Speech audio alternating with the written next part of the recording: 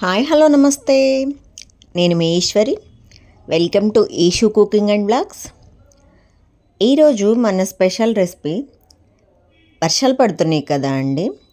So అందుకే evening పూట అలా వేడి వేడిగా మెత్తని పకోడీలు కనుక వేసుకొని తిన్నామంటే అబ్బా ఆ రుచే వేరు. అది ఏదో బయట తినే బదులు మనం ఇంట్లోనే ఈజీగా చాలా త్వరగా మనం ఇంటిల్లా పాది తినేలాగా ఎలా చేసుకుందామో ఈ వీడియోలో చూసేద్దాము. సూపర్ సాఫ్ట్ అండి, చాలా బాగా ఉంటాయి. క్రిస్పీగా కావాలంటే క్రిస్పీగా కూడా చేసుకోవచ్చు, కానీ ఒకసారి ఇలా ట్రై చేయండి, డెఫినెట్గా నచ్చుతుంది. అండ్ పిల్లలు కూడా చాలా బాగా ఇష్టంగా తింటారు. మరి అది ఎలా తయారు చేసుకుందామో చూసేద్దామా. మరి ఫస్ట్ ఒక మిక్సింగ్ బౌల్ తీసేసుకొని ఒక కప్పు ఆనియన్స్ అండి ఈ విధంగా కట్ చేసుకొని పక్కన పెట్టేసుకోండి. ఈ విధంగా కనుక సన్నగా కట్ చేసుకొని పక్కన పెట్టేసుకోండి. ఇలా కనుక కష్టమైతే మీకు ఒక్కసారి మిక్సీ జార్లో వేసుకొని పల్స్ వేసేసుకోండి. ఆ తర్వాత సన్నగా చాప్ చేసిన కరివేపాకు, సన్నగా చాప్ చేసిన కొత్తిమీర, ఫైనలీ చాప్ చేసిన పచ్చిమిర్చి, సాల్ట్, కొంచెం పసుపు, అజ్వేనండి వాము కొంచెం ఇలా చేతిలో వేసేసుకొని క్రష్ చేసేసుకొని వేసేసుకోండి. ఆ స్మెల్ సూపర్గా ఉంటుంది అండ్ టేస్ట్ కూడా బాగుంటుంది. కారము ఒక హాఫ్ స్పూన్ వేసుకొని ఆ తర్వాత కొంచెం జీలకర్ర వేసుకొని ఇలా ఈ విధంగా ఆనియన్స్లో వాటర్ రిలీజ్ అయ్యేంత వరకు ఈ విధంగా బాగా స్క్వీజ్ చేసేసుకోండి. ఆ తర్వాత ఒక 2 కప్పుల శనగపిండి, ఒక 2-3 స్పూన్ల బియ్యం పిండి యాడ్ చేసేసుకొని మొత్తం ఆ పిండి మొత్తము ఆనియన్స్కి పట్టే విధంగా కలుపుకొని ఆ తర్వాత little by little water add చేసుకోండి. నాకు 1 కప్పు వాటర్ సరిపోయింది.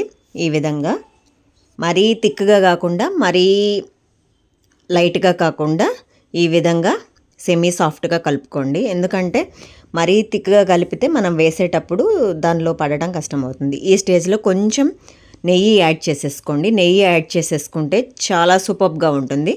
మీరు ఈవెన్ ఆయిల్ కూడా యాడ్ చేసుకోవచ్చు, కాచిన నూనె. ఈ విధంగా మనము చిన్నగా వేసుకునేలాగా ఈ కన్సిస్టెన్సీ వచ్చేంత వరకు, వీడియోలో చూపిస్తున్న కన్సిస్టెన్సీ వచ్చేంత వరకు కలుపుకోండి. మరీ లైట్గా అవసరం లేదు.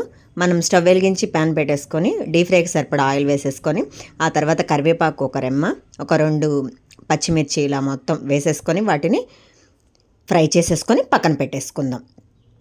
ఆ తర్వాత మనం ఇప్పుడు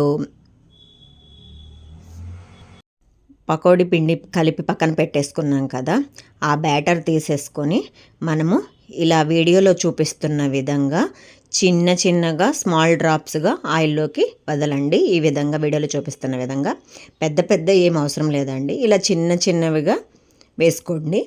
త్వరగా ఫ్రై అవుతాయి అండ్ టేస్ట్ కూడా చాలా సూపర్గా ఉంటుంది. బయట బండుల మీద అమ్ముతారు కదా అండి, అంతకంటే టేస్ట్ ఉంటుందండి మనం ఇంట్లో కనుక చేసుకున్నామంటే. చూడండి, ఒకసారి ఇలా ట్రై చేసి చూడండి. మనము వీటిని తిప్పుకుంటూ అటు ఇటు తిప్పుకుంటూ ఫ్రై అయ్యేంత వరకు, గోల్డెన్ బ్రౌన్ కలర్ వచ్చేంత వరకు వీడియోలో చూపిస్తున్న విధంగా ఈ స్టేజ్లో మనము జాలి గరిటలోకి మొత్తం తీసేసుకొని యాక్సెస్ ఆయిల్ అవుతుంది, అది మనము పేపర్ టిష్యూలోకి తీసుకుందాం. ఈ ప్రాసెస్ రిపీట్ ఒకసారి చేయండి. మీకు పిండి మీ బ్యాటర్ ఉన్నదాన్ని బట్టి ఒక్కసారి వేసేసుకోండి. ఈ విధంగా వేసేసుకొని మళ్ళీ గోల్డెన్ బ్రౌన్ కలర్ వచ్చేంత వరకు అటు ఇటు తిప్పుకుంటూ మీడియం ఫ్లేమ్ పెట్టుకోండి. మరీ ఎక్కువ ఫ్లేమ్ పెట్టకండి. ఎక్కువ హై ఫ్లేమ్ పెడితే మాడతాయి, కుక్ అవ్వదు. సిమ్లో పెడితే నూనె పీల్చుతుంది. సో అందుకే మీడియం ఫ్లేమ్లో కనుక మీరు ఫ్రై చేసుకున్నారంటే డెఫినెట్గా ఫ్రై అవుతాయి అండ్ టేస్ట్ కూడా బాగుంటుంది. వీటిని మొత్తం టిష్యూ పేపర్లోకి తీసేసుకొని ఈ విధంగా ప్లేట్లోకి తీసేసుకొని మీకు నచ్చిన విధంగా గార్నిష్ చేసేసుకోండి. ఈ విధంగా మనం కరివేపాకు, పచ్చిమిర్చి, ఉల్లిపాయలతో గార్నిష్ చేసేసుకోండి. టేస్ట్ అయితే నెక్స్ట్ లెవెల్లో ఉంటుంది, డెఫినెట్గా నచ్చుతుంది. అండ్ అప్పుడప్పుడు ఇలా తినొచ్చు, నో ప్రాబ్లం.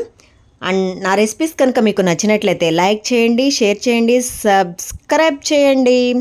అండ్ ఈ రెసిపీ మీరు రెడీ చేసేసి మీకు ఎలా కుదిరిందో కామెంట్ సెక్షన్లో షేర్ చేయండి. Thank you for watching.